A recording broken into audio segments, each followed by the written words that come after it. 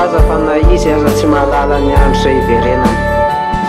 Ny vavaka aza mitsahatra ary aoka toky azy hatrano ny fona.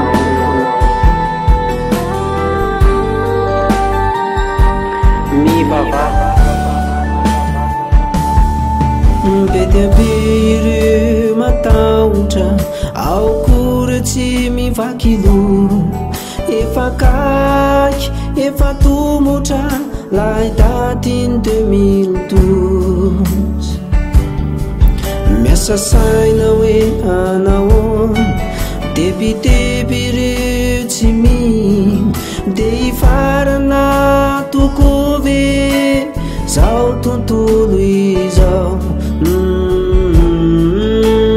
Maketrake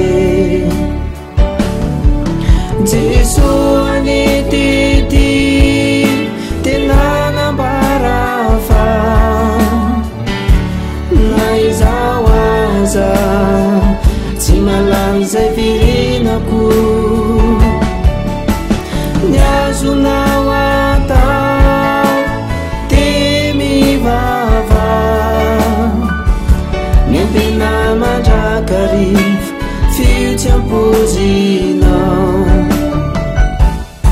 Resabe itsisero hoe anaona toko de amin'io daty toko ve no avy Jesosy.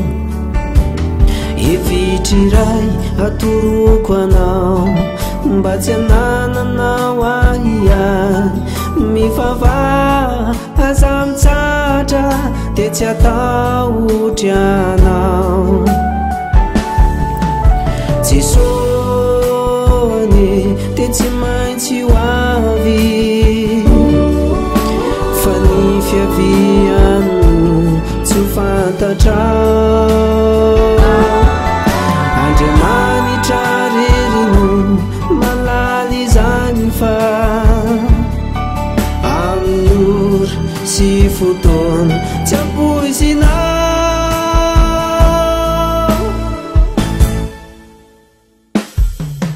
Jesosy nitity tena nambarafa na izao aza tsy malany zay virinako. Ny azonao atao te mivava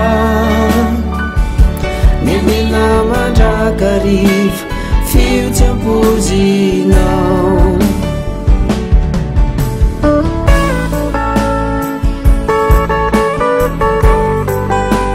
Ny 21 décembre 2012 tsy farany ao akory fa ianao no mila miambina mandrakariva.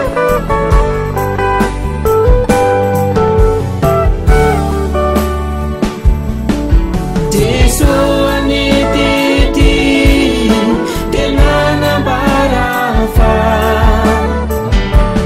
na izao aza tsy malay zay virinako. Ny azonao atao te mivava